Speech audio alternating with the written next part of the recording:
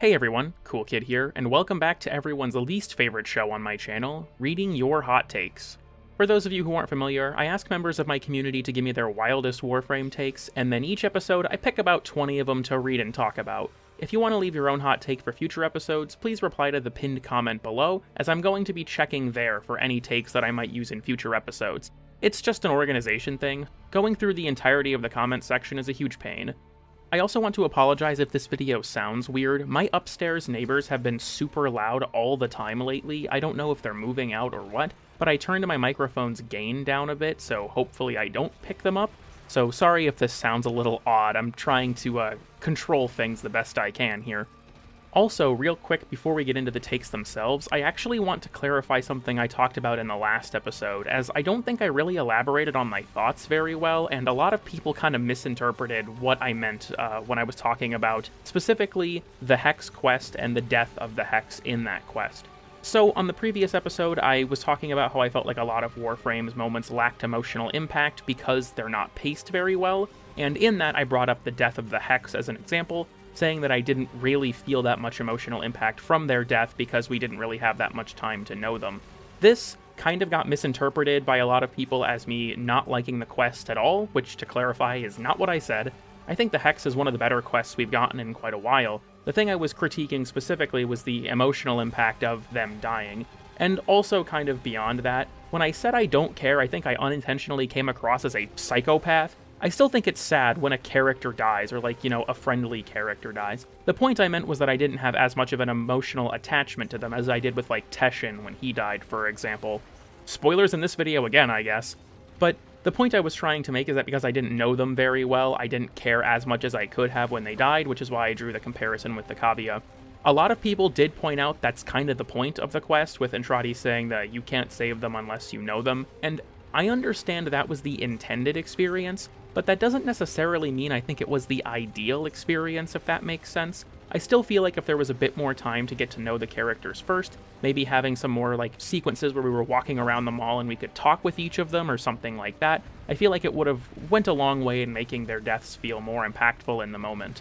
But I also understand that that's not the direction the quest wanted to take, and to that end, I think ultimately it's just a difference of approach at that point, right? The quest isn't necessarily flawed for doing things the way it did, it's just that I personally think they should have been done a little bit differently. And the Hex finale is actually a great example of what I was talking about in terms of drawing out the player's relationship to make those things more emotionally impactful, because we do have to get to know them. So, of course they don't die in the Hex finale, so it's not like it's necessarily super sad or something, but I just wanted to kind of clarify those points in regards to what I had said in the last episode.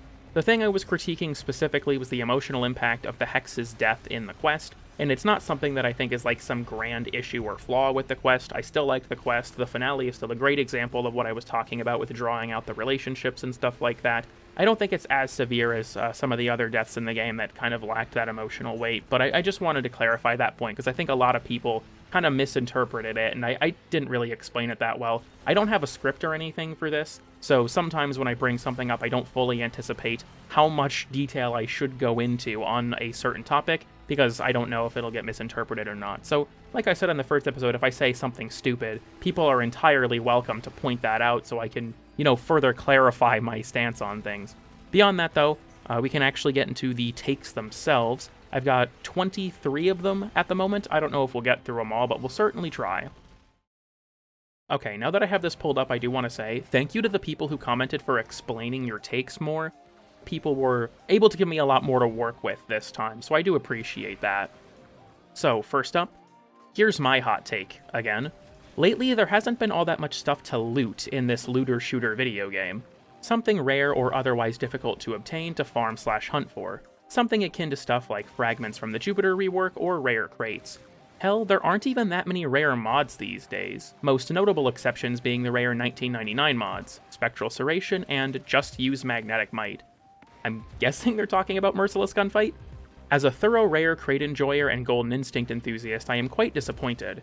Important distinction, I am okay if the rare loot in question is entirely cosmetic or otherwise inconsequential to gameplay. I acknowledge that far from everyone likes having to farm for something, so essential or build-defining stuff should not be locked behind a grind like that. Okay, so this is an interesting one because I know I talked about this in a prior hot take as well, when I drew the comparison to Realm of the Mad God in terms of like the differing philosophies with how the games approach loot. Something I think is interesting about this take, though, is that it mentions the fragments from the Jupiter rework and rare crates kind of in the same breath, but I feel like those are two very different approaches to rare stuff, if that makes sense. Because the fragments always spawn in a preset location. The RNG comes down to getting the tile they spawn in. It's the same with the Curia. You need to get the RNG for the tile to spawn, but once you get that RNG, then you know that you can find it if you find the corresponding room. And we have had more stuff like that recently.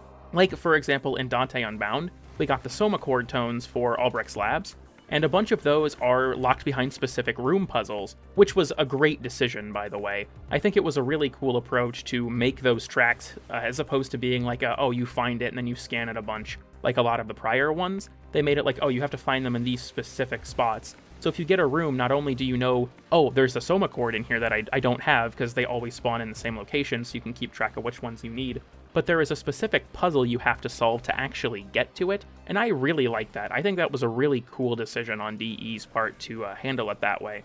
The rare crates are a tricky thing, though, because that is completely random on, I think, a much grander level. You have no idea if you're going to get a rare crate. There's no specific room or anything that they appear in. I've heard rumors for many, many years that they're more common in invasions, but I have never found objective proof of that. It's just something I've heard. I don't know, if anyone else here has been around as long as I have, let me know in the comments if you ever heard that, because I've heard that rumor for like a decade now, and I still have no idea if it's even true. I've never seen any empirical evidence that's the case, but that's kind of a side tangent. The thing that is interesting with that, when it comes to rare crates, is there actually was a point in time where rare crates did have a bunch of valuable stuff locked behind them, and that was when they added the Murexes and Railjack. Murex rare crates contained the Captura scenes and the Tenebris ephemera. I'm just going to assume that's how you say it. And so that ephemera and the Captura scenes were exclusive to rare crates, and the community at large hated that shit because it made obtaining them extremely difficult. So they moved it to Little Duck's store and added the anomaly shards. I think when it comes to the topic of loot in Warframe, personally, I think that it should be kind of pseudo-random when it comes to this type of stuff, like with the Soma Chord tones in Albrecht's Labs, where there is some layer of RNG in terms of getting the tile, but once you have it, or I guess this is kind of the same with like the Jupiter fragments, right? Once you have it and you know that there's something there, then it's a matter of solving the puzzle to get the thing, and I personally really like that when it comes to like the Soma Chord tones and stuff. But Warframe has a very different approach to loot compared to a lot of other games in terms of, like, I drew the comparison to Realm last time, but even like, you know, your Destiny or your Borderlands or something like that, Warframe's approach to loot is honestly a lot more lax. It's much easier to obtain things in this game, and I think that's because on some level, the game is less about the looting and more about the experimentation, and so there's like an attempt to tear down the barriers between the player and the ability to, you know, incorporate things into their builds. There's still a grind for stuff, but it's not like that grind is chasing a rare thing, like in Destiny where you chase like a rare roll, or in a game like Realm where you're chasing a white drop or something like that. It's more of, with like the pity systems and stuff especially, the result of just continuous effort is making guaranteed progress. And personally, I like that approach quite a bit after they started doing pity shops. I think it was with Citrine? It was with Varuna, right? I think Varuna was the first major pity shop that we received, and it kind of just expanded from there. Yeah, I'm kind of talking in circles, but I think this is an interesting take because there was a point in time where it was kind of like this with rare crates specifically, but that obviously kind of got toned back. But I do think that the idea of having stuff in rare crates that is unique is actually a good idea. I think it's just, how much do you want to load into that system? Because with the Murex ones, I think the problem wasn't that they contained something unique and rare, it was that they contained a bunch of shit that was unique and rare, and if I remember correctly, none of it was even necessarily guaranteed. So you would have to do all this farming just for a chance at one of like 10 items, and most people just wanted the ephemera, which, to be fair, I do think that it is honestly cool as hell, that it is a really sick ephemera. But I think the idea of having like maybe a glyph or something that was only obtainable through rare crates, or, you know, something a little smaller like that, is actually a really neat concept to reward people who want to try and farm for those things. As long as it's something that's relatively minor and not directly gameplay affecting, I don't think it would cause any catastrophic problem. kind of like you look at like the accolade glyphs, right, for the super bosses. The grind to get them can be difficult because the bosses are generally quite hard, but they're ultimately kind of like a flex more than anything of, oh yeah, I've done the boss on, you know, this Warframe by myself. So I don't know how much I'm directly addressing the take or if I'm just kind of talking in circles about the approach to these types of things. So maybe this is valuable insight, maybe it's fucking worthless, I have no idea, but I think that I'd say overall this is a take that I don't like super hard agree with. I don't think it should become like a norm for a ton of items to be obtainable through more difficult acquisition methods, but I do think that having like a small reward for people who want to search for rare crates or want to find map secrets and stuff like that, I think that's overall a good thing. Okay, next up. My biggest hot take is that the Grendel part missions are leagues better at creating challenging content than the super bosses or Archimedia. The biggest problem with super bosses is that they spew out magnetic procs and ability nullification, which makes it so that which Warframe you pick doesn't matter aside from their passive durability, and there's an entire video on this channel about why random loadouts are bad. Grendel part missions make you consider the baseline strengths and weaknesses of your equipment while still allowing you to utilize synergies between your gear, and since augments are still functional, you can still use gear with mandatory augments. Although the no unique weapon traits restriction hamstrings this point a bit and probably should be removed or toned down going forward. It would also allow DE to have a better hold on balance, since we wouldn't be dealing trillions of damage with a single button press, so individual enemies would be able to be much more threatening. Obviously, I don't think that Steel Path should become a modless hellscape, but having future missions similar to Archon hunts with the same modifiers as the Grendel part missions would make them more threatening without requiring ludicrous damage attenuation or ability nullification. Most mods are just number buffs at the end of the day, and if your gear can't function without them, then that's either a skill issue on your end or a balance issue on DE's end. So this is really interesting, because I actually do think the Grendel part missions were really fun, and they were a really interesting take on the game to have your mods stripped away from you. But at the same time, being able to build your Warframe how you want, I think is a really core part of the experience. And if you were going to have challenges that required you to not have any mods, and then I should probably clarify, the Grendel missions weren't just no mods, it was also no gear and no operator.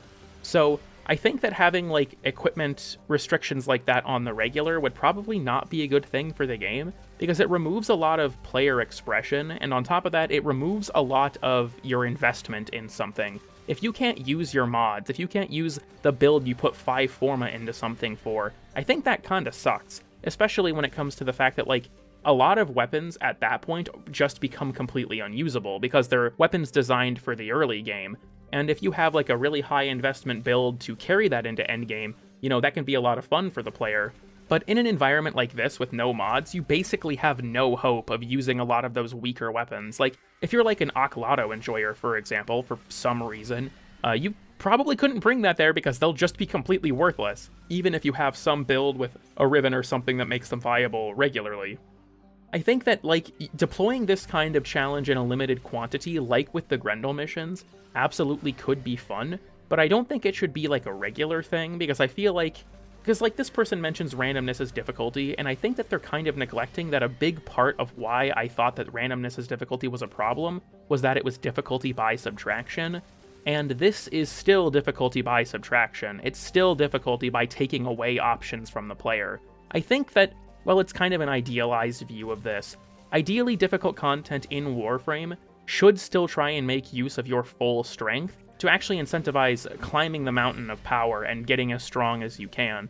Obviously, on some level, that just means the player is going to optimize the fun out of the experience. I think that's the unfortunate reality of things, but a big reason people didn't like damage attenuation was because they felt like it disrespected their investment, because it homogenized things so much. And I think that having like a lot of modless content would basically do the same thing, because at that point, my Protea, for example, is identical to everyone else's Protea save augments, and at that point, you might as well run all of them, because there's no penalty for doing so, you can't use that mod space for anything else. So, in a sense, everyone's Protea is basically on the same footing.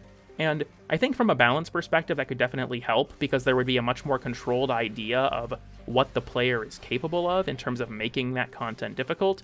But at the same time, it really sucks for people who like to explore builds and, you know, work their way through that progression system to be hit with content that they can't enjoy that part of the game with, because they don't really have any way to do so at that point. They're, you know, the options being taken from them. I did do a stream a long time ago now where I beat every boss in the game with no mods, and honestly it's a lot of fun to impose that challenge on yourself, but I understand that the point of this post isn't, imposing the challenge on yourself. It's the balance idea of, okay, there's a much more particular way that we can fine-tune the experience from a development standpoint because we know the player doesn't have access to this level of damage or durability or whatever. There's also kind of a sub-part of this take that I want to talk about, and that's the second sentence that says the biggest problem with super bosses is that they spew out magnetic procs, so your Warframe choice doesn't really matter. I hear this take all the time, and it bothers me, because I genuinely think that if you think your Warframe choice doesn't matter in a super boss, you are just not engaging with the mechanics of the fight, and you're trying to brute force it. If you are being magnetic procced constantly, it's because you're resisting the intentional experience, right? Or the designed experience. Okay, this is probably going to be the hottest take of this video. I think that super bosses nullifying you was actually a very clever idea on DE's part, because the problem you run into when you're trying to design really hard content for a game like this is, how do we make it punishing for the player to ignore the boss's mechanics? Because if you have a boss like the Fragmented one, it has all these attacks, but if the player can just face tank them, then none of them exist functionally at that point, and with mechanics like shield gating and stuff, there's really no way to make the boss difficult. So DE's solution was to make it so that if you do get hit by an attack, it just massively nerfs you for a brief time, right? You lose all your overguard, you lose your shield gate, you lose access to your abilities, you lose energy, your HUD gets scrambled, all that stuff. And I understand why people don't like it, but I think that it was probably one of the better approaches they could have taken to forcing the player to engage with the attacks as they're supposed to. And honestly, if you learn the attacks, it's not really that big of a threat. Like, when I was recording for the Analyzing the Murmur video, when I was recording footage of the Fragmented one, the only times I got magnetic procced were when I let it happen to me, because I've done that fight so many times, I could avoid them all purely on autopilot. I only ever got hit with a magnetic proc when I deliberately let it happen to me, because I knew the mechanics and I knew the attacks well enough that I could avoid it without even thinking about it anymore.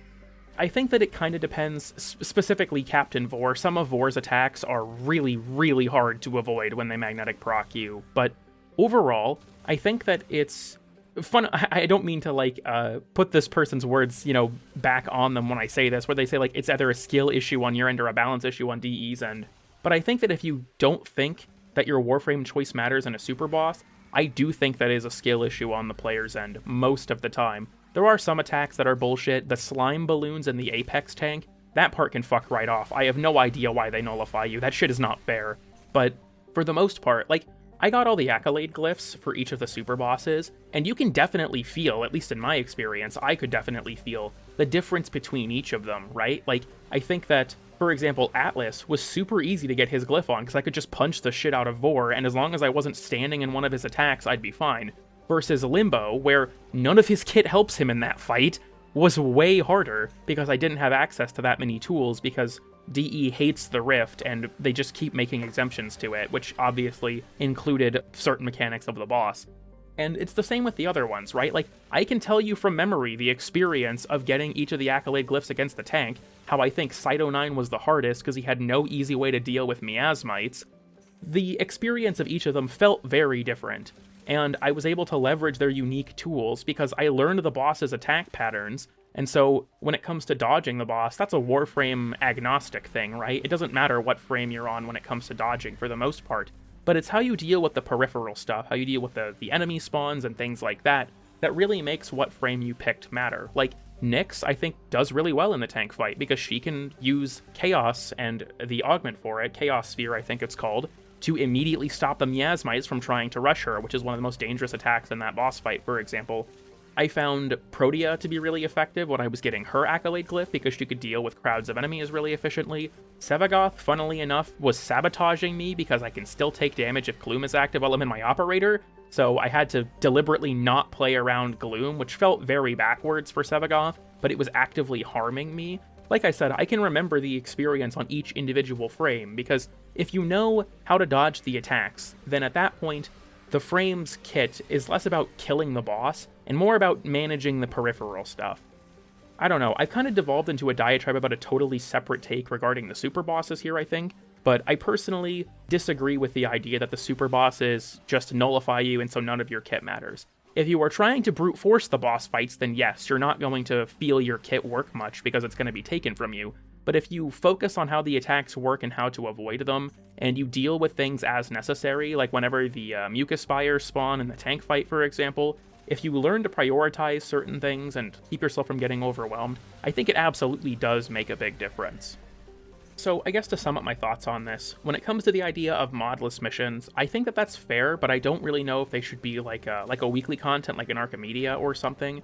I feel like it would be cool if we had more stuff like the Grendel missions, but they were more focused one-off type of experiences maybe, just because I think that you do still lose a lot of the Warframe experience when you can't use your mods, right? Like, yeah, you can use cross-item synergies, but not being able to use your mods is still a massive takeaway in terms of player agency, which I'm not a huge fan of if it was to be like a regular piece of content. As for the super bosses, I totally disagree that your Warframe doesn't matter. I know a lot of people are probably going to comment expressing their disagreement with that, but I genuinely think that if you focus on learning how the fights work and how to avoid the attacks and what you need to prioritize as things are happening, then it's not a threat the majority of the time, unless it's Captain Vor, because all of his attacks are fast as fuck. Okay, next up. The Jade Shadow's enemy health, shield, armor, resistances, and weakness changes absolutely nullified nearly all the positives of the status effect changes and dug the game even deeper into the grave that is its current unhealthy state. I'm not even going to talk about the rest of the factions, but here's an example at least. It turned the Murmur, which were some of the most engaging enemies, at least relatively, encouraging an unorthodox build style with radiation, corrosive, electric, etc. being heavily emphasized, into what every faction is now, a target which is less of a threat than a paper target.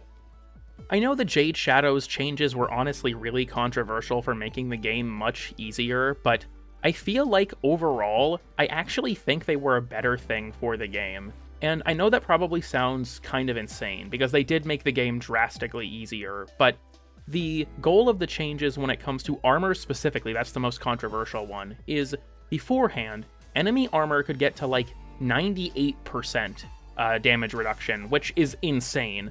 That's, what is it, like a 50 times effective health multiplier or more? It was absolutely massive.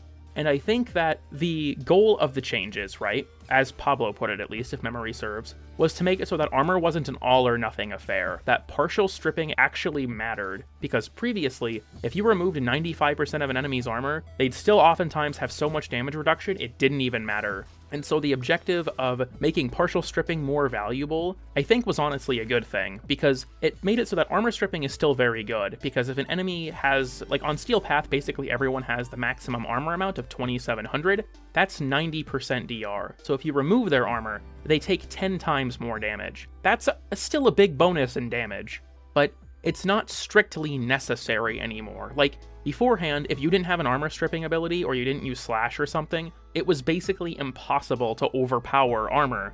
And I think that the balance approach of kind of shifting the focus more towards health and having armor be like a defensive layer that, while still very strong, wasn't nearly as oppressive, I think was overall a good thing. This person mentions shield changes. I don't think the update changed enemy shields at all. I guess Magnetic got buffed, but that was more of like an overguard thing. The other thing that I find to be kind of weird about this take is them mentioning the Murmur specifically, because the Murmur didn't really change that much in terms of how you're supposed to approach them. The Culverins still don't take nearly as much damage to their body as they do to their arms, so your build didn't really matter that much because their arms are so weak compared to the rest of their body. And I think that's a good thing about the Culverins. It makes them very interesting to fight with weaker weapons, because you really have to prioritize severing their arms. But the Murmur units didn't get changed much. The only other armored unit they have is the Arcocanid, who was also really easy to kill because their headshot hitbox was super exposed. And all of the major units, right, were always reliant on health anyway. Their health didn't get lowered, if memory serves. Maybe I'm misremembering, maybe there was some wider sweeping change in Jade Shadows I'm forgetting, but I'm pretty sure the main thing was armored targets had their health increased and their armor capped. That's what I remember. And then in terms of the resistances and weaknesses, that didn't really change for the Murmur either. Electric and radiation were already their two biggest weaknesses. I guess radiation, I think, technically kind of got nerfed because I believe it used to be 75%, but viral is still their primary resistance, which, to be fair, doesn't do anything, because if you get one viral proc, it resets the matchup to even anyways, so I don't really think it matters. But previously they were resistant to viral and slash. The slash thing was honestly just stupid. I have no idea why they even did that, because slash procs don't deal slash damage, so the slash damage resistance meant nothing against slash procs, which were the meta at the time. So I remember people were like, oh, Pablo added the indifferent facade health type just to screw over the meta, and it's like, dude, this literally doesn't mean anything. Slash procs don't deal slash damage, and viral immediately resets the matchup at 1 proc. I don't know. I feel like the Murmur as the specific example for this is kind of wild, because I think that they were touched very little by the changes in Jade Shadows. The biggest hit, by far, was to the Grineer, and I understand why people don't like it, but at the same time, I feel like difficulty being just the enemy being super bullet spongy isn't really that fun, and if you had an armor stripping ability or armor stripping source, then they still weren't hard, right? You could still basically evaporate enemies, you just had to play around armor stripping a lot more. That's my perspective on it, at least. I do think that the changes to the weaknesses and resistances, some of them I don't like. For example, I think that the primary factions, the Infested, the Corpus, and the Grineer, they should all have 3 weaknesses, because they all lost very iconic weaknesses in the transition. The Corpus pretty devastatingly lost their weakness to Toxin, the Infested lost their weakness to gas, and the Grineer lost their weakness to heat.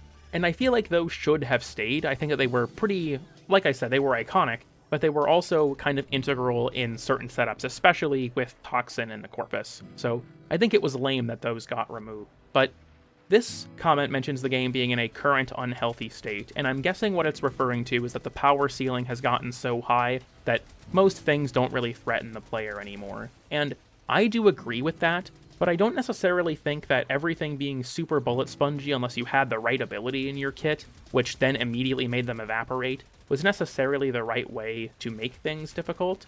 I think that we should have more interactive enemies. This is personally sort of like the approach that I think works the best, because the Murmur took it and I think it worked really well, where you have enemies like the Severed Warden, where you can only damage them by shooting their arms. I could see more interesting enemies in terms of like breaking off certain pieces of their body or something, like Dedicants. I don't know how many people know this, but the Dedicants have like a glass pack or case or something on their front that's pretty hard to hit. But if you shatter it, it immediately removes the Dedicant's overguard, but it also enrages them and doubles their fire rate. So there's like really interesting enemy interactivity there. The problem is that you don't have to interact with it, right? You can just immediately kill them. So I think that it would be cool if we had more enemies like the Warden, where their interactive elements were how you dealt with the enemy. Like the Warden, you can't just blow up with an AoE weapon if you shoot him, if the AoE damage is hitting them in a spot that can't take damage, for example, right? So, and it's kind of the same with the mechs, like their DR is so high that you can kill them without shots to their back, but giving the mech back shots, if you will, is overwhelmingly easier than any other method. So, I don't know, this take is interesting because I know that the Jade Shadows changes are very controversial because they did make the game way easier, but I think that the rationale of we don't want one mechanic like armor to be so overwhelmingly oppressive that it is an all-or-nothing game, I think that that was a fair philosophy to take. The question, I think, then becomes, how do we offset that by making enemies more threatening and not immediately evaporate? And I personally think the solution to that is more interactive enemies, as opposed to enemies that are just tankier. I don't know how much people agree with that, generally speaking, but that's kind of my thought process. Okay, next up.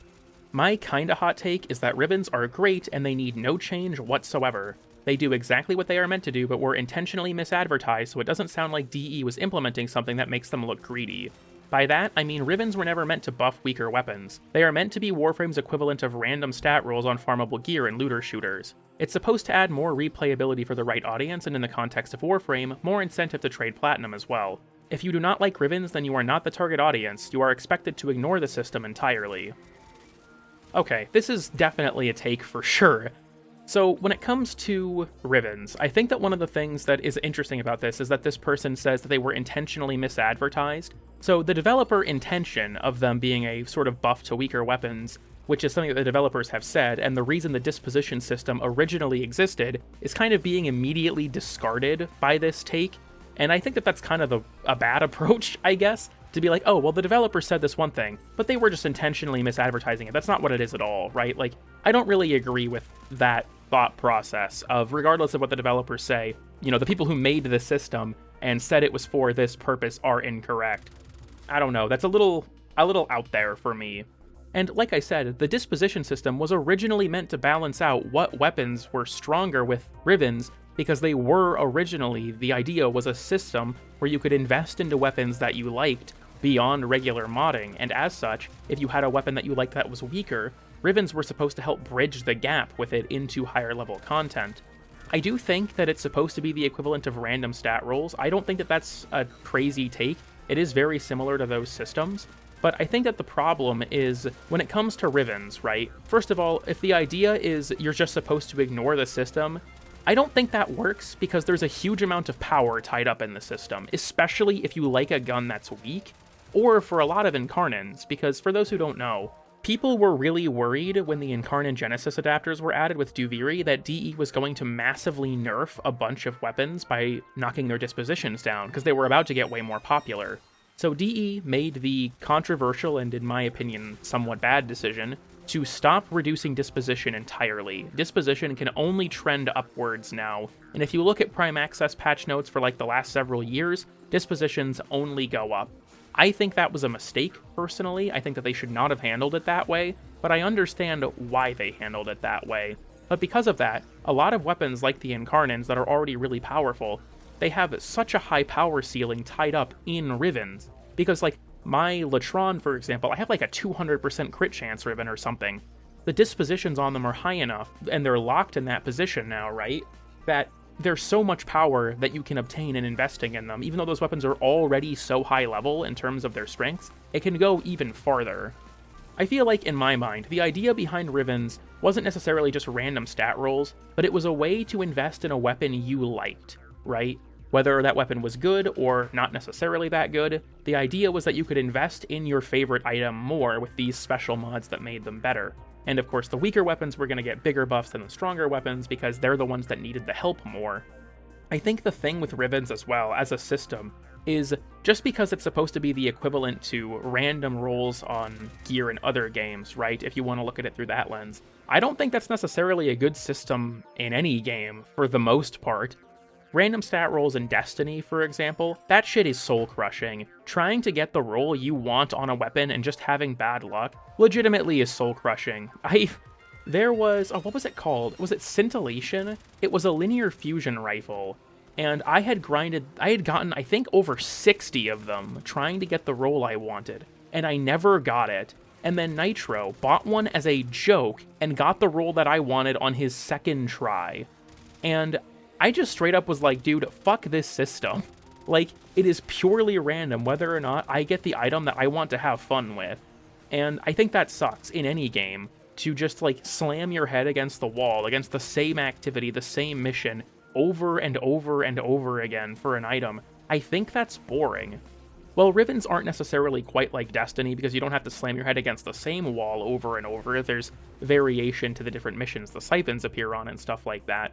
I think that, overall, Rivens as a way to invest into weaker gear is something that they should expand on more, as opposed to it being purely random. I think that there is some difference in philosophy as to whether or not you like slamming your head against the wall, because there are some people, like in the Destiny community, that were like, yeah, I grinded 350 hours for my spare rations, and I think everyone should have to do that. And I personally think you're a fucking lunatic if you play the game that way, but some people do, and some people enjoy that.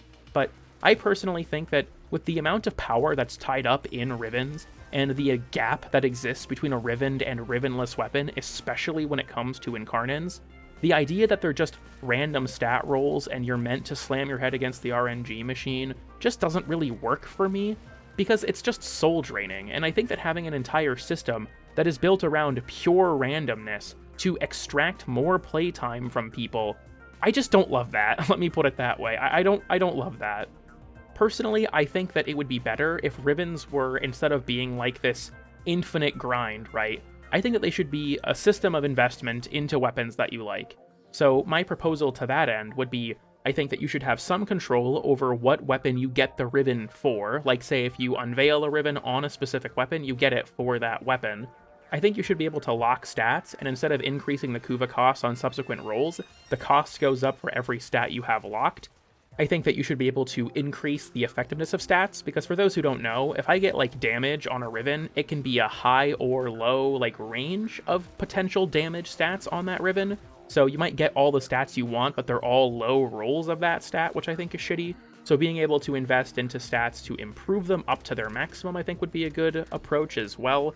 And I also think you should have the ability to clear stats you don't want for some kind of fee. Like for example, say you have 2 bonuses and a curse, and then maybe there's a 3rd bonus you don't really want because you want the effectiveness of the 2 bonuses and a curse system, because that's the highest stat range. So you can pay a fee to get rid of the 3rd blessing, so you have the 2 blessings and a curse, that kind of thing.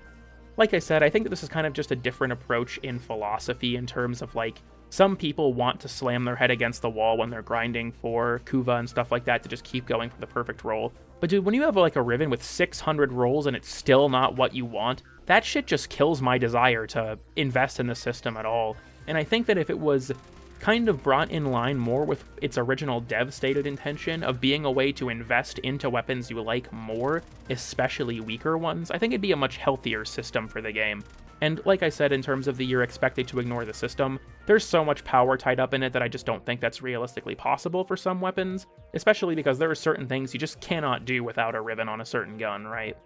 So, I don't know, there's definitely people out there that do agree with this and think that the system should be the slamming your head against the wall, but I think that if it was a system that you could work your way through, like I said, you know, there's randomness in getting stats, but once you get them, you can lock them down and things like that, I think it would be much healthier for the game overall. I just know it is never happening because the Riven market is so platinum saturated that it would be a massive kill shot to a huge income source if DE was to ever make that change. So I don't think it's ever happening, but I think it would be better for the game if it was handled that way. Okay, this next comment is 2 different takes, but they're both pretty short, so we'll go over them both. First up, it's okay that the 1999 calendar tasks are boring. Not only does this mean you can usually loop them in with other farms, bounties, coda, ETA, but it also makes them lightning fast if you focus on them. The time to reward ratio there is often nuts in that respect, and I value that more. The break crates one does suck though, I'll give you that. And 2, the Sargent boss sucks only because he's a joke boss. Just look at how much 4th wall nudging shit he talks. No way that isn't on purpose. Now that Phobos is completely optional on the star chart progression, the only rework he should receive is to make him even sillier. Something like he rolls up with 3 health bars but is defeated by a single Parazon attack, with the most over-the-top finisher the animators can come up with. Okay, so we're gonna go through these one by one, starting with the 1999 calendar tasks. I have complained on stream several times that I hate how boring they are because you're going to be spending 80% of the time in a Tech Rot or Skuldra survival mission, just killing shit a certain way. And I understand that makes them fast, but it doesn't make them fun. And to be honest, I value fun way more than efficiency in basically any video game. Because I'm subject to the tasks weekly, having like an hour of my time just be shit I know I'm not gonna have fun with is really lame, in my opinion. So, I understand that this is again kind of just a difference in philosophy. If you value the speed at which you can get rewards more than the fun that you have obtaining them, then you'll probably prefer when they're super easy and you can do each individual challenge in like a couple minutes. But personally, I would much rather enjoy myself doing the challenges, even if it takes me longer. Which is why I've suggested things like capture so many Legocytes in one mission, or survive for so many rotations in stage defense, or maybe defeat so many Tech Rot Babaus by letting the Hell Scrubbers get taken over or something like that. You know, things like defeating the Fervon tank almost. Having challenges that require you to do specific tasks in specific missions, I personally vastly prefer, because they make the gameplay experience so much more varied. This is a problem with Holvania in general. It's so fucking boring. The calendar tasks are boring as shit because they're all just kill enemy with thing. It's the only ones that are different are the crate and the tank ones. I would argue that most of the game modes that you get to play are boring because when you're farming like a coda, for example, you have 3 modes you're allowed to play. So face off, the tank, and stage defense are just out of the equation. You get to play exterminate, you get to play Legocyte harvest, and you get to play hell scrub. If you want to do anything else, fuck you. You make no progress for doing other missions, and I think that sucks. The only thing that I find actually engaging there is Temporal Archimedia. For all of the problems I have with it, I think that it's the most engaging activity in Holvania by a wide margin, which is lame as hell. I don't know. I don't really care if, for example, the codas are faster to farm. or the calendar is faster to farm, because they're simple and boring. I personally would much rather have more engaging objectives that take me longer, because if I'm having fun doing it, then it won't feel like it takes as long, right? 30 minutes of the current calendar feels like an eternity because it's not fun, versus if I had twice the amount of time invested, but I was actually going between mission types and doing more unique objectives, I would enjoy that a lot more, and I don't think it would feel like it takes as long. Again, this is just a difference in philosophy and what you value, I think, but me personally, I find it much more important to enjoy the grind as opposed to maximizing efficiency. The second thing about the Sargent boss being bad because he's a joke boss, I'm gonna be honest, I don't think the Sargent is a joke boss, and that's for one major reason. He is treated with the exact same reverence as every other boss in the game. He still drops his own Warframe, for example, right? I believe Mag is still dropped by the Sargent, so there's still a legitimate reason to farm him. If he was a pure joke boss, that would be something like John Prodman, where you have to do some kind of absurd task, and at the same time, he only gives you like a cosmetic reward, and, you know, like, he's a joke character, right? But the Sargent isn't treated like a joke beyond his fourth wall breaking lines, which, to be fair, he's not even the only one that does that. Let Krill has lines that directly reference your clan, for example, so he's not the only one that does that, but I feel like when it comes to joke bosses, that's more stuff like John Prodman, right? Where the incentive for doing that is just the poster he gives you. But the Sargent is treated like every other boss in terms of dropping a Warframe and stuff like that, and I think that that's... I don't know, I don't love it. I know that people like the Sargent and don't want him to get changed because they like him being easy, and I think that on some level, that's a totally valid opinion. If you think that it's good for him to be easy for farming reasons, or because you think it's funny, or anything like that, then that's totally fine. And to be completely fair, the Sargent being a pushover is extremely iconic. It is a huge part of the experience of getting to Phobos that you get to this boss who is a complete pushover. But personally, I think that if I'm going to fight a boss, they should feel like a threat. Currently, he is just a capture target. I don't know how many people actually know this. He does all of the same behaviors, and in fact, he doesn't even fight you most of the time, he just stays invisible. It makes him unfun to fight, and I feel like it just is asset reuse on some level, or mechanical reuse, I guess.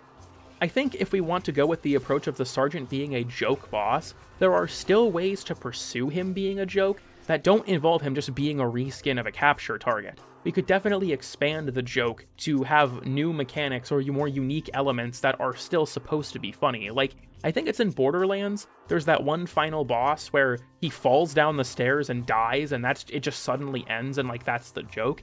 You know, there are ways you can handle a joke boss that are still more interesting. I'm not saying the Sargent should, you know, fall down the stairs and die, but you could have unique mechanics, like maybe you have to, like, destroy shield barriers that are protecting him or something, and then when you finally fight the actual boss, he immediately dies or some such, right? Like, you could still have him be a joke and be more engaging.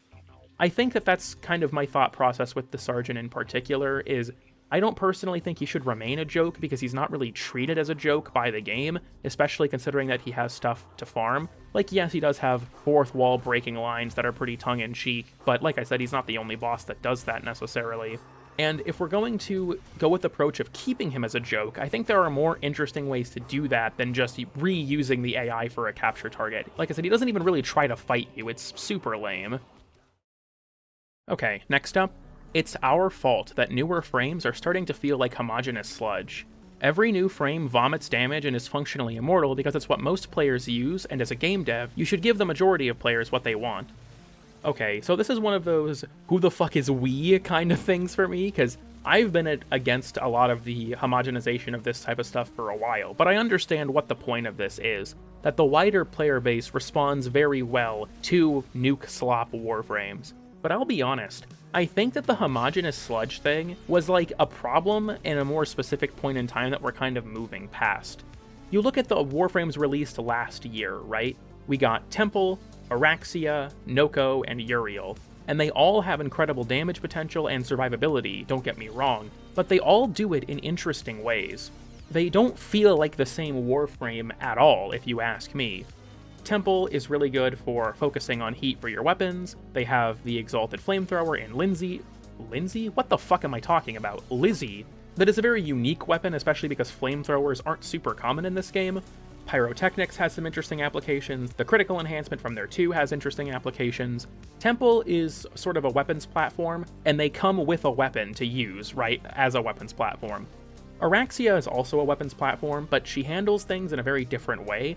She's able to debuff enemies with her needles, with her 2, working as like a form of crowd control. She can generate orbs, which helps sustain her energy as well as her health. She has Silken Stride, which gives her access to Silken Thread, which is one of the most fun movement options in the whole game if you ask me.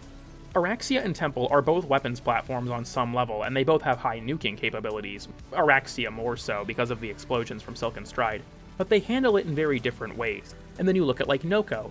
Noko is a nuke slop frame, don't get me wrong, Noko can blow up whole rooms, but the way he does it with like placing his mushrooms in specific spots, I think is a really unique gameplay experience, even if he just vomits out damage. And I also just want to say, they can never make me hate you, Reroute. I will always love going into little chudling mode. Spraddling movement tech is some of the most fun I have ever had on a Warframe. That shit rocks. I am never taking off Reroute.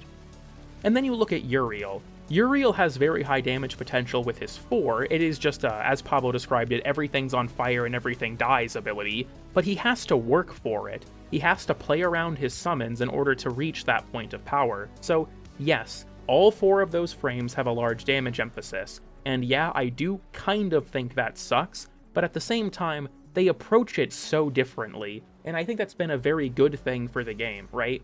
Especially because it's not exclusively that. Like, Noko has crowd control and support capabilities with Bright Bonnet and Stinkbrain. Araxia has crowd control with Webbed Embrace. She has access to orb generation, which helps her teammates as well. She can use her needles from, Widow's Brood, I think is what her 3 is called. Her little spiders can help her. They serve as crowd control as well with, like, being distractions for enemies. There's still a lot there that's not just raw damage. So if you take all of that, like all the frames we got in the last year, compare it to 2023. I think that was the fever pitch of this problem. We got Kullervo, Daggett, Corvex, and Dante all in sequence, and all 4 of them were just kill enemies in a line. That was their gameplay method. Kullervo, launch out your collective curse that links all enemies in a line in front of you, hit your 1 and they die. Daggett, hit your 2 and hit your 1 to spread doom. Your horses kill everything in a line in front of you. Corvax shoots out a beam that kills everything in a line in front of him. Dante, especially on release, use Dark Verse to mark enemies in a line in front of you and then use your 4 to kill them. All of them played around to kill enemies in a line, like that was their fundamental mechanic. And don't get me wrong, I am not saying they are all the same frame. They all do still have plenty of major differences. Kullervo has a melee emphasis, Daggett is much more of a caster, Corvex is much more of a caster, Dante, I think, has a much stronger emphasis on using his Exalted, especially now. There is meaningful difference between the 4 of them, but that fundamental gameplay element of kill everything you're looking at in front of you was a major part of all 4 of them, and it just felt fatiguing. Specifically for the first 3. Dante, I think, broke that mold more because there were more ways you could play him, but the first 3 especially, Corvex, Kullervo, and Daggett, were all kill enemies in a line, and that did feel pretty homogenous. But it was also, like this comment did say, what the player base wanted was to just be able to kill a bunch of shit. And I think that while killing a bunch of shit is the main way frames are designed, and that sucks, to talk about this and DE doesn't understand Overguard, that I think that having more interesting kits and more combat roles outside of just killing everything is generally more interesting to me personally.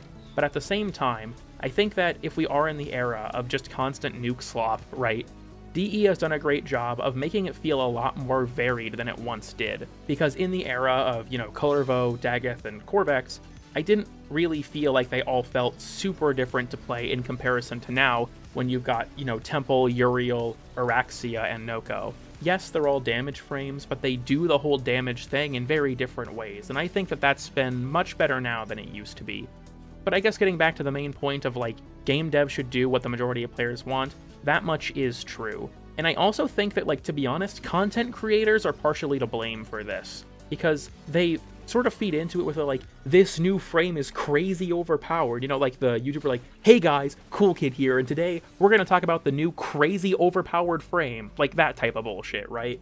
I personally hate that because it makes the ecosystem so focused on, is this thing overpowered? Because if people don't have a massive increase in power, they won't want to grind for something, right?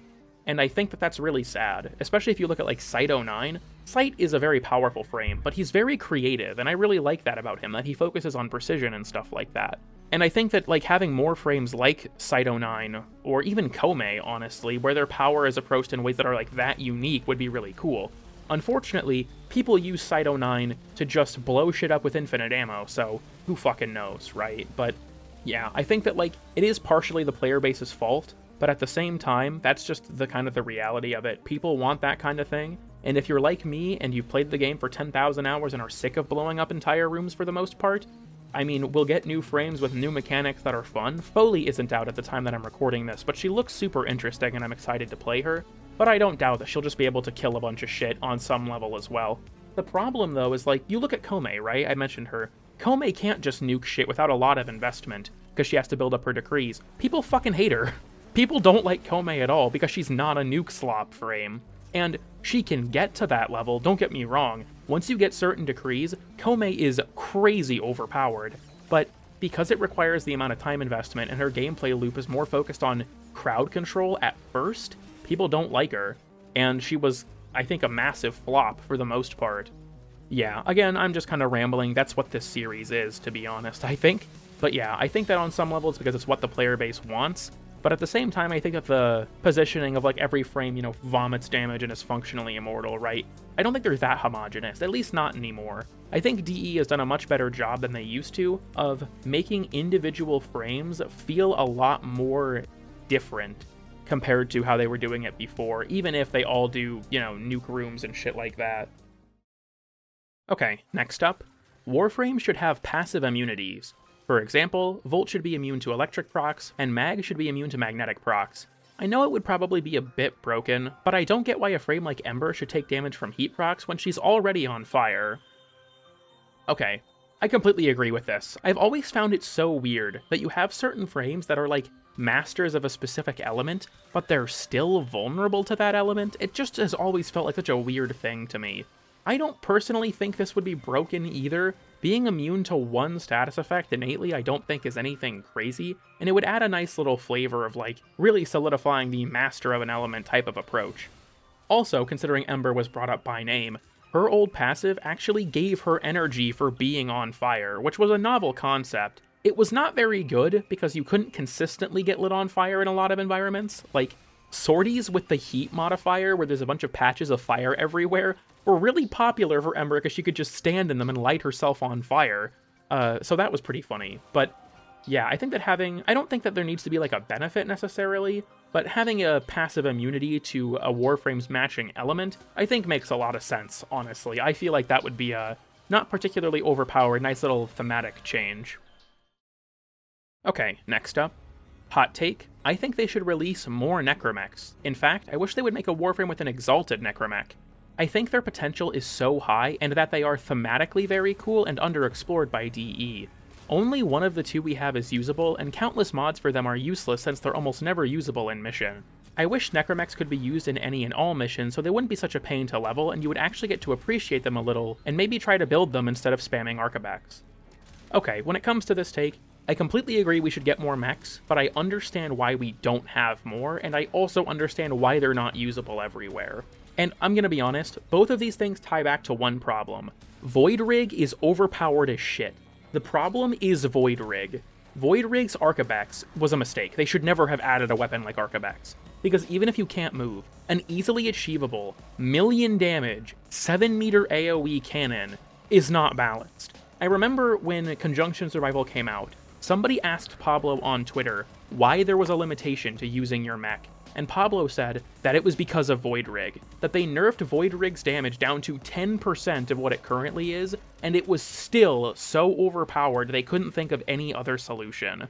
I think when it comes to Necromechs, the fundamental problem is Void Rig. Not only can we not use them everywhere because Void Rig is so overpowered that it would trivialize so many things, but we're probably not getting a new mech because people won't take Void Rig off because he's so strong. Like, this comment even says, only one of the two we have is usable. Bone Widow is really good.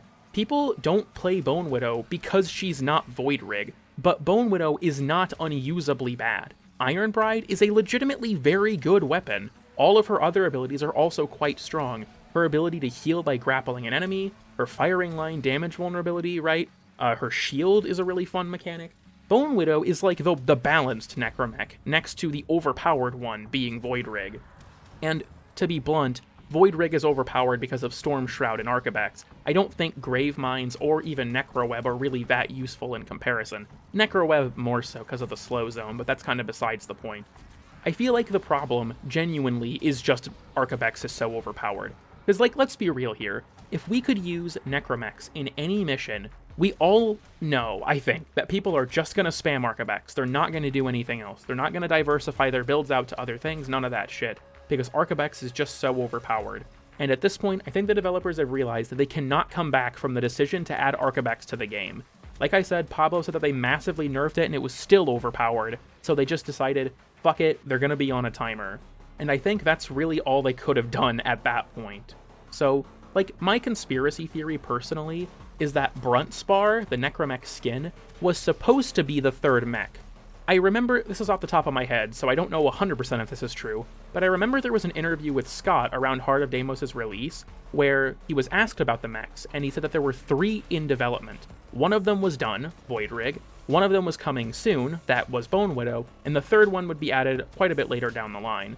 We never got that third one, and I'm almost positive it was supposed to be Bruntspar, but with the response to mechs overall, you know, they were hard to grind, they weren't very popular, and nobody was even going to play Bone Widow because Void Rig was so OP, they just never bothered releasing Bruntspar, so they made it a skin so that they could still get some return on the investment of putting the work into modeling it and everything.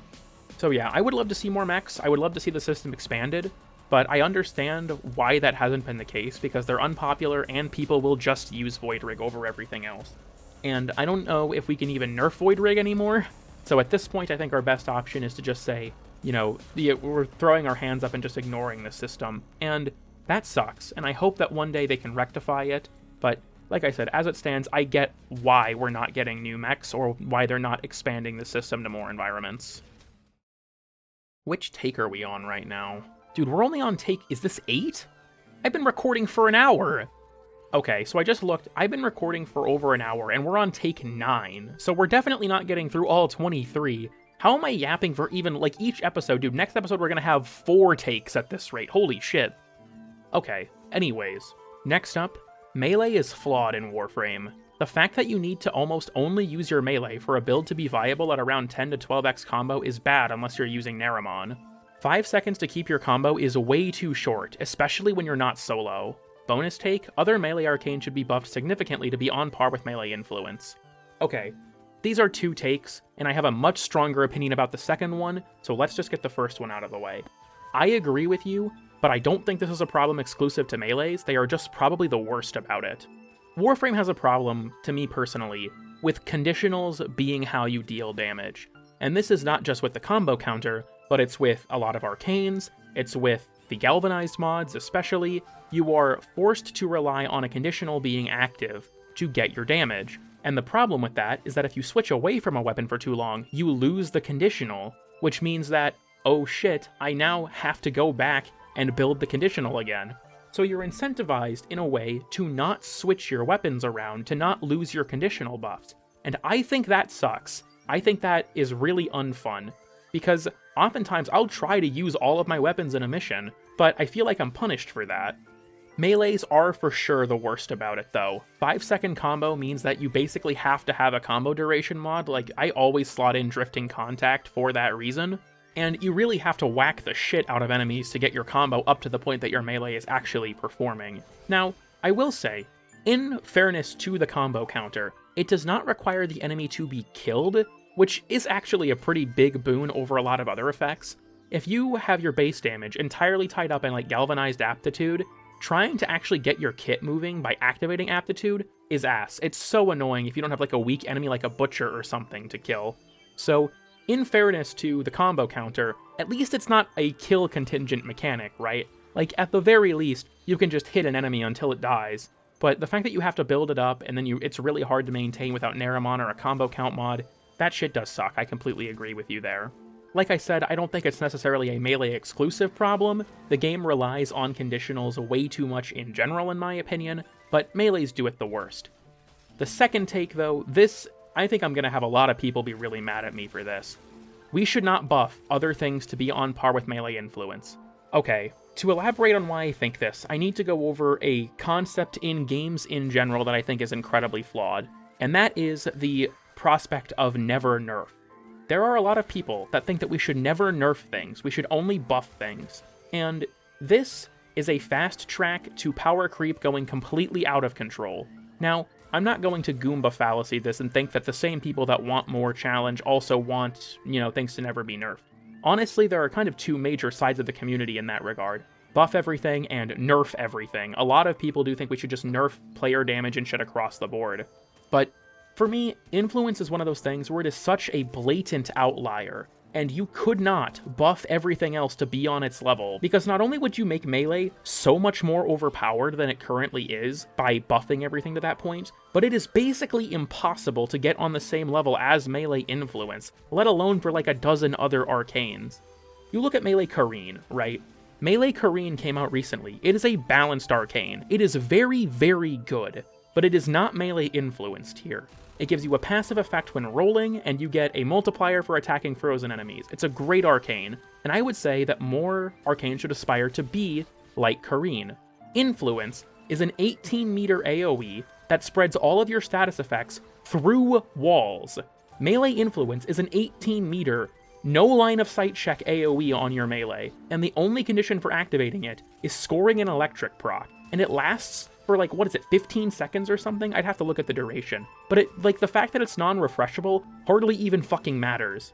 I think a lot of the people that think that everything should be buffed to be on par with melee influence do not realize how legitimately broken that is. The fact that you can spread your status effects in an 18-meter AoE, not even just status effects by the way, when influence spreads a status effect, the hit that it inflicts that status effect also deals damage. Like if I spread a viral proc, the spreading of that viral proc will still deal a tick of damage if memory serves. So, Influence makes any melee that can mod for electric and has decent status chance an 18-meter AoE. That is bigger than basically any AoE from a gun in the entire game. If you put it on certain weapons, like Exalted Blade, where the wave can massively extend that range, and if you mod for things like Blast, which can even further extend that range, or like Gas, it is ridiculous what melee influence is capable of, and honestly, personally, I don't think it's a good thing for the game, let alone for you to be able to put everything else on the same level. Like, first of all, how do you make something like Melee Exposure comparable to an 18-meter, no line-of-sight nuke, arcane? And also, beyond that, if there was some way to do that, do we really want every arcane to be that broken?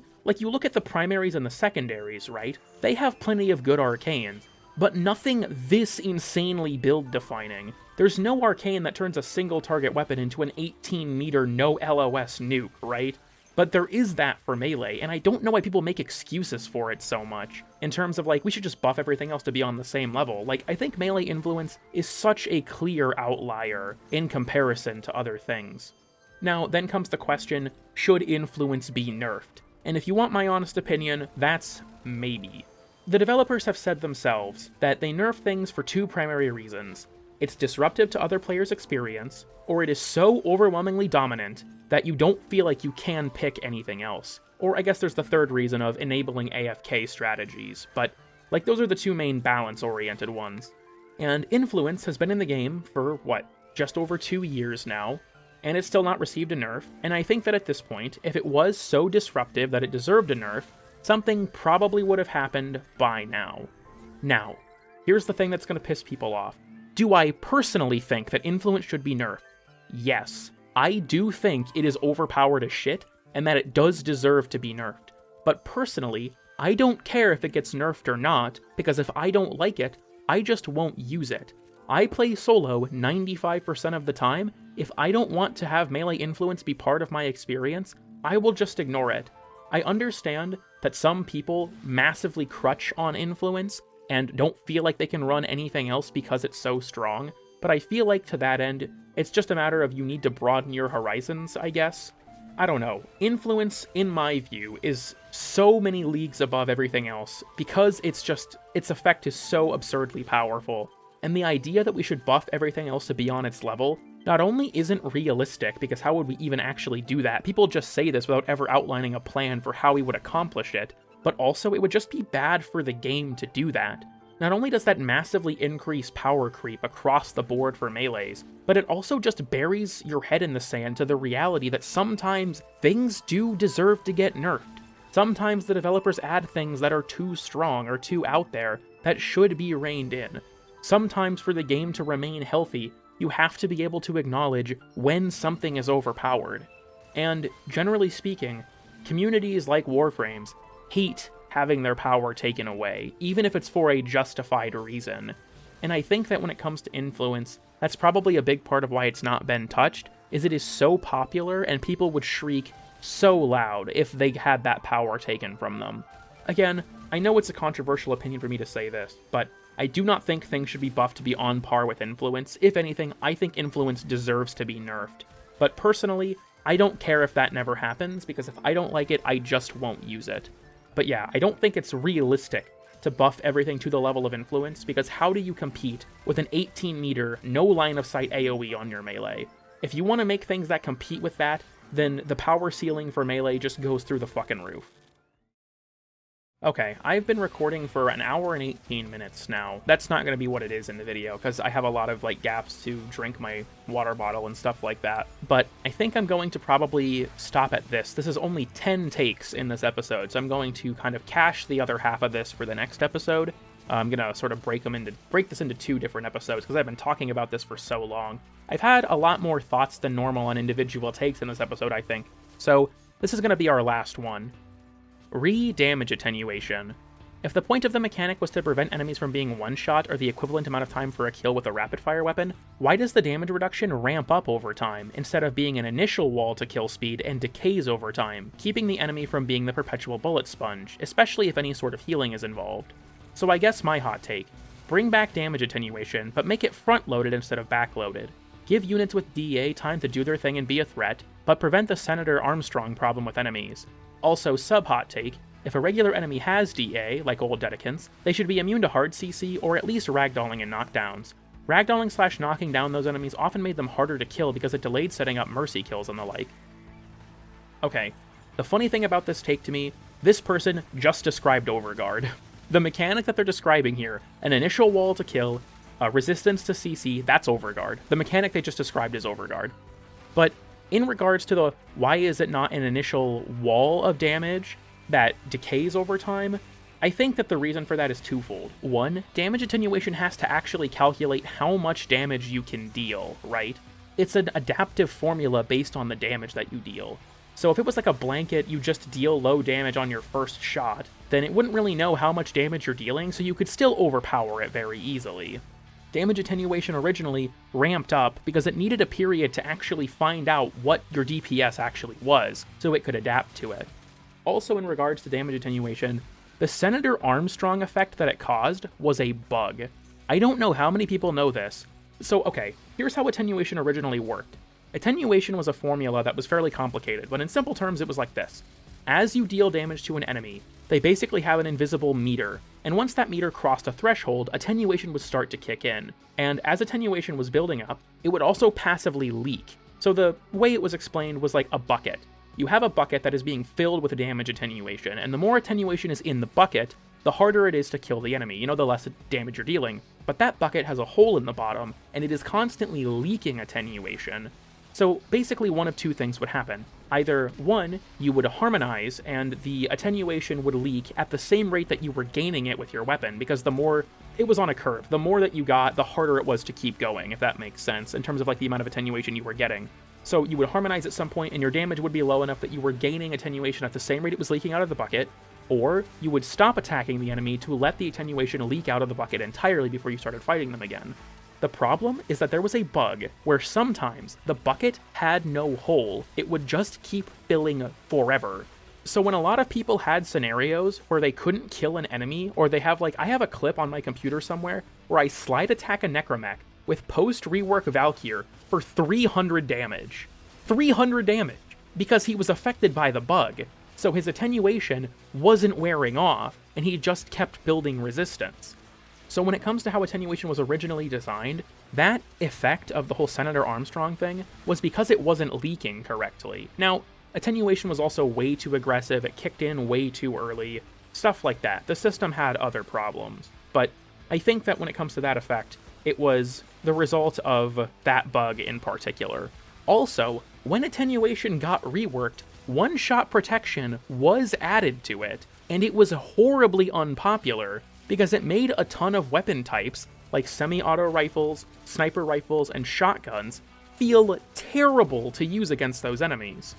I think that, like with the original goal of Attenuation, you could one-shot an enemy if your weapon was significantly powerful enough, but you kinda had to hit them in a window that no one else had started the Attenuation ramp, so it was kind of a mess, right?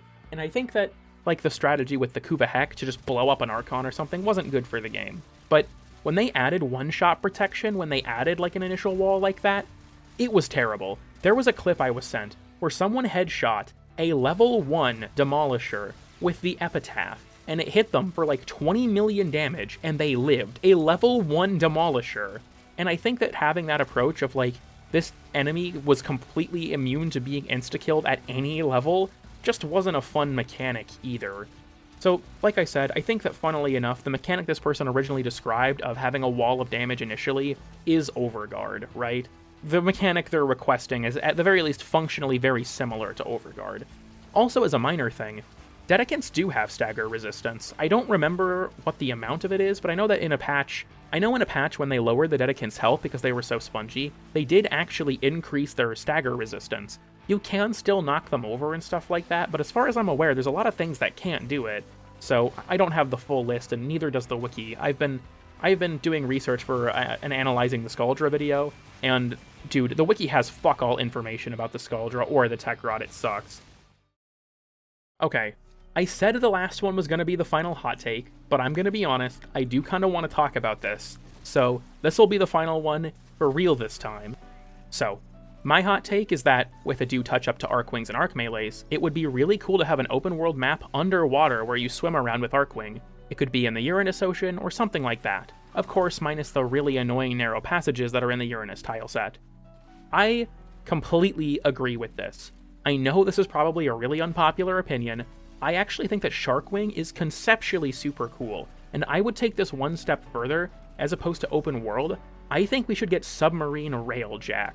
I think that Barotrauma in Warframe would be cool as fuck. Like, not even just necessarily fighting the Grineer in the ocean, but imagine if you had, like, incursions from giant sea creatures. Like, you're in the ocean doing shit right, and then suddenly the mission is turned on its head because a fucking endworm has shown up from the depths, and now you have to fight this thing that's interfering with your mission. Now, that would be wildly unpopular because people that play Warframe often, optimize for speed when grinding, and having a thing that throws a wrench into your mission would conflict with that. But I think that having, like, this, not only do you have the element of, like, fighting enemies underwater and all the cool set pieces and stuff you could do with that and cool mechanics you could incorporate with that, but then also having the element of, like, fighting the environment with, like, different sea creatures, or maybe there's, like, some kind of anemone or something like that on the seafloor that will try and, like, tangle you up if you get too close to it, right? Like, having the mix of underwater combat against an actual foe, and then just, like, a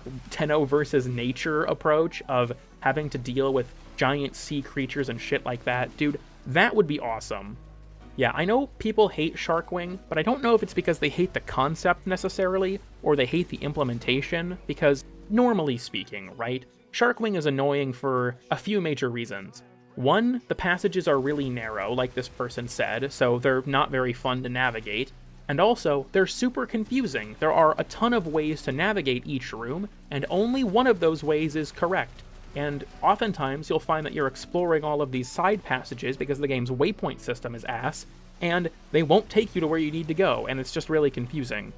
Sharkwing is also really slow and really breaks up the pace of gameplay, but I think that having an experience that's designed around it, as opposed to like dipping in and out of it with a regular mission, would be a much better way to fine-tune the experience to not feel like as much of a chore. So that's kind of my thought process with it, but yeah, I would absolutely love an underwater ocean railjack experience, or open world or something like that. Now, if you want my opinion, an open world that I want the most is Mars. This has nothing to do with the take anymore, I just want to mention this. I think having like a giant Martian desert, here's my thought process for this. Have a giant Martian desert, and then in the middle of this giant open desert area is a city. And the city is like the central area that you need to go to recover like Phobian artifacts or something, right? And then you have this giant exterior area that could be used for other things, like Grineer and Corpus outposts or something like that. My thought process for this, I'm just like writing fanfiction now, but whatever. My thought process for this is there's like a giant ancient Phobian city in the middle of this desert, and the Corpus and the Grineer are fighting over the artifacts present there. And you have this giant open desert surrounding the city, where you would have a new vehicle, like modular vehicle system, basically like Mad Max style, where you could equip different weapons and stuff like that on this vehicle platform that you would use to explore and traverse the wider, larger desert that would still have points of interest, but there would also be like gaps of just open vehicle combat and stuff like that. And then you could arrive at that giant city in the middle, and you would have maybe like special bounty missions or like heists where you have to loot artifacts or prevent the enemy from recovering them or something like that. And it would be a much more close quarters, like Holvanian Streets style of mode. So that's my own, personal, like I said, fan fiction for an open world in Warframe. The underwater idea is great too, and I would love to see something like that. But I think it would be super sick to have more expansion on Mars and that sort of open Soul Valley, but actually good type of approach, I think could be really fun. Again, I have a ton of concepts for updates to things like that. I've talked before about Neptune and Pluto and my ideas for making them more interesting locations, but I will never work for DE, so there is absolutely no point in me expressing my opinion, right? It's completely worthless. Okay, so that was hot take 11 of 23. So what I'm going to do is I'm going to just take the other half of them, put them in a different folder, and we're going to do them for the next episode. So if anyone leaves a comment on this episode, you might not see it in the next episode necessarily. I want to make sure that these people that I saved do get their, their time to have me talk about their stuff. So if you leave a comment, I'll still try to get to it in future episodes, but I don't know if it'll necessarily be the next one. Like I said, the first episode was like 35 takes, the second one was like 20, and this one was 11. I just have a lot more to say about these now, I guess. So maybe I just don't have enough short ones. Maybe I gotta start mixing like the Olive Garden one in here more. Speaking of, actually, before we go, I want to mention something real quick. At the end of the last video, when I told the story about my boyfriend and I going to Olive Garden and like sort of the lore that we had built around that, I made a joke saying that I'm sorry if it made anyone uncomfortable and to just pretend he was a girl if that was the case. A lot of people didn't realize I was joking, and I just want to make it clear now. Yes, that was a joke. I had a lot of people comment like, "CoolKid, never apologize for being queer," and it's like, I don't know. I laughed when I said it. I thought that was clear enough, but like, no, I won't apologize for that kind of thing, right? I don't even think it's really that interesting. I don't know. I don't even think it's really that interesting. It was just kind of a story I wanted to tell because it was kind of tangentially relevant, and I cracked the joke because I thought it would be funny. But with that, I think that I should go ahead and wind this episode down. I have some other things that I need to tend to tonight, and I just want to say as well that I apologize for, funnily enough, making this video and videos like it. I know that probably sounds insane, but the things I've been posting on the channel lately that are more high effort have not been doing great. And I have a lot of concepts for longer videos that I want to work on. I want to do analyzing the Skuldra, analyzing the Tech Rot is another video that I'm working on with like taking notes and stuff. Analyzing the Anarchs I want to do after the Guilty comes out. I've been considering doing a video about the Helminth system and where I think it's good and where I think it's bad from like more of like a balanced perspective, which I think could be fun. I wanted to do a tile set tier list as kind of like another sort of fun slop content type of thing that I think would be a good time. Maybe a game mode tier list even, but when it comes to these videos, the hot takes especially, I don't feel like I put enough effort into them to justify posting them. And I know that sounds weird, and I do still put effort into these, right? But like even if this still takes me like 8 to 10 hours to make, that's not nearly as much as my other videos, and there's not as much in terms of research, writing, any of that shit, right? I just talk to my computer for an hour and a half, and then I cut out all the sounds of, me breathing or saying constantly, and then it gets uploaded. So for those of you who like my more high-effort content or prefer it, I promise that this is not a substitute for it. This is subsidizing it, right? My approach currently is that these types of videos are to help offset the impact of the more in-depth ones not performing well.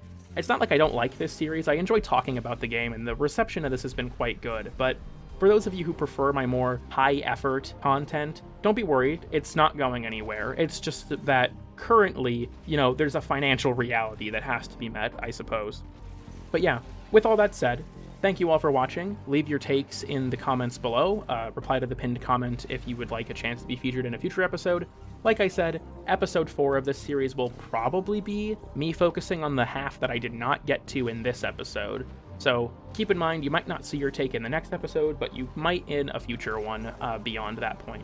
I also am very much considering having guests on in the future, so let me know in the comments if there are any specific guests that you want to see. I'm thinking maybe like I could reach out to like Sci-Fi Freak or Sabuchi or someone like that. I think there'd be a lot of fun in having a guest on to talk about this stuff with them. So let me know if that's something you're interested in, and let me know who you would like to see on the show if that's something that you do think would be fun. With that, thank you again for watching, and thank you to all my channel members who help to fund this content.